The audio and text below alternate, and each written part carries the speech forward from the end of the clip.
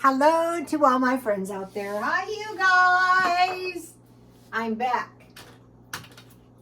I was going to do one meal per day for the month of March, one cheat meal. And I thought, why March? Why not just keep it up indefinitely, eat the food down and save your money. So I will be doing these meals for a while. Okay, this is going to be a cheat meal. This is no time to worry about what the neighbors think. It's never time. I mean, who cares, right? Survival meal number 4, canned food and dry food. So what did I make? Okay, so what I want to do is I want to have something decent for dinner, but I want to eat the stockpile down. So the first thing I came up with was this beef stew. I bought at Walmart. I think it was $3. I think they still have beef stew at Dollar Tree for $1.25. So if I was really, really hungry, I would probably eat the whole thing. So in here, take a look at this. You have meat, you have potatoes, you have carrots, and you have some good gravy. So that's a number 1 thing. The number 2 thing, so that's a canned food. The number 2 thing was I had a package of biscuit mix. And so what makes these biscuits really good is when I made butter, I saved the... here's one. I saved the milk out of my butter. Here, I have found this size to be good. Some of my butter went bad. You have to remember it's... I made a crumble, so I used some of it. So, it can be margarine, whatever you have. So this is going to be... I'm wondering, about some of these low-fat diets, no dairy diets. I don't think that's smart. All this butter is heavy, coagulated heavy cream. So it's not unhealthy. I mean, as long as you don't go crazy. Oh, my butter is hard. This butter is good. You get used to homemade butter. And then a while back, I made this berry jam. And this will taste really good on my homemade, well, they're not homemade. They could be a can of biscuits. But these dry biscuits will last for a while. So really, this is all the fruit you really, really need. It doesn't have to be homemade. Okay, so that is beef stew and biscuits with butter and jam. Then I made this tasty little pear crumble. A long time ago, the ladies used to be secretive about the crumble recipe. I mean, in the beauty shop, several times we would ask for the recipe, and the recipe was always a problem. And there's nothing, you could use fresh fruit, but this is canned pears. Here it is. All right. I drain the pears. Here's the pears. You might have these in your stockpile. So it doesn't call for butter or anything. I do have ice cream in the freezer, and I also have whipped cream, but I don't think it really needs it. So I use my pastry cutter on the crumble. So it's everything you have in the stockpile. A long time ago, ladies would make more homemade food because, they had their canned food and such. And so that is what, they ate. And I made some jasmine tea for myself. This will taste good with my crumble.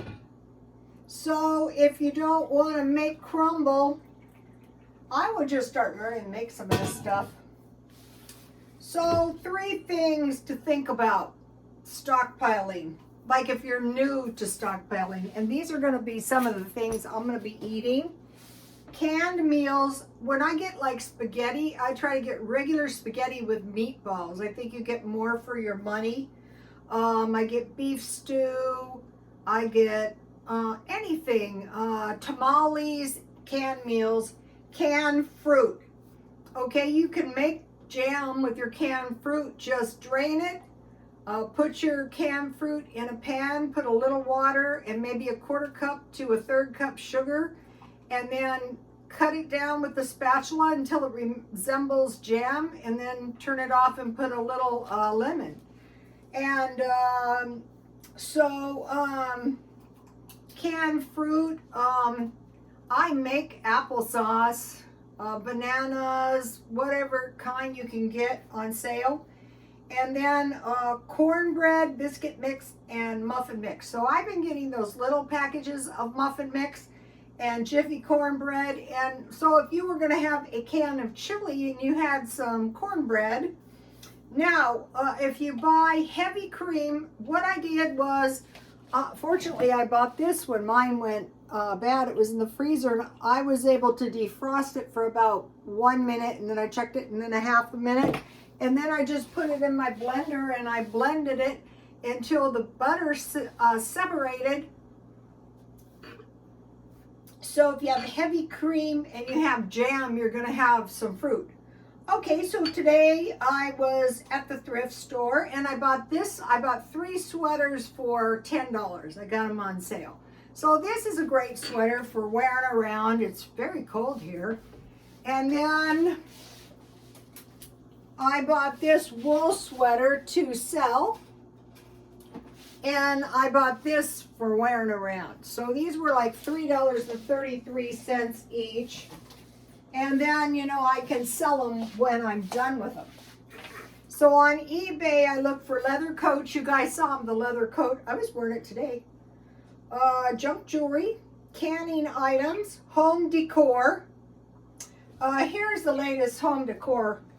This is a little, what is this? Canvas print I made of super fine art. I wanted a little one. The real ones are very expensive and they're large. Actually, that is pirating, so I wouldn't suggest that. I'm related. So I was looking for home decor. I'm looking for an oil painting. And then if I can ever find like new pillows that are like new, I buy them, and that gives my living room an all new look. Purses, usually knockoffs, and then I buy shoes if I can find them full price. So why should we do this? Why? Well, there's a good reason. So you move into the direction of a house full of food. Save money little by little, afford nice things used, and make dinner, and then hopefully there's enough left for leftovers. I want to tell you guys a few stories, and I put it to the last, and you can tune out if you don't like it. Okay, I was a barber and a hairdresser, so one of my customers was a pretty old guy, and I want to say he worked from 65 to 75, very, very hard. And he saved all of his money, and so then he took his money and he went out into the back country. This is several years ago, and he bought himself this, really it was kind of a shack. He goes, yeah, it's a real dump. I didn't think I could live in there, but I'm living in there just fine. He said, my kids didn't want me to, and I go, well, someday they'll be glad you did. Not thinking someday soon, like now. The real estate out here is impossible to find, even with cash money. People are not selling. So if he's still alive. So no matter at what age you're starting, you can hoard your money, and in 10 years' time, if you can figure out a way to survive, that's my job, you can make some big progress. So we bought a shack. Okay, one of my clients was a housekeeper for well-off people. She would clean the house, the cars, take care of the daughter, And so she really wasn't paying overhead, so she saved all of her money. But when she would find like a good deal on purses, she would buy one in every color. So she had purses forever. Same thing, blouses, she would buy one in every style. Shoes, anything. So anyway, her mother died. And she said she was surprised at how much money her mother left her because she had never had much money. So this just goes to show you saving little by little can really, really add up. One more. This was a fiction book, but it was a stupid story, but that wasn't the part. The hero of the story was captured and thrown into a dungeon. Then when he got out of the dungeon, he was in the dungeon for quite a while. He was sold into slavery, and slavery was wonderful compared to the dungeon. And so what happened is he had been wealthy in America, and he was captured in war. So when he got out and he was supposed to be living like a slave, he went right back to living just like he always did.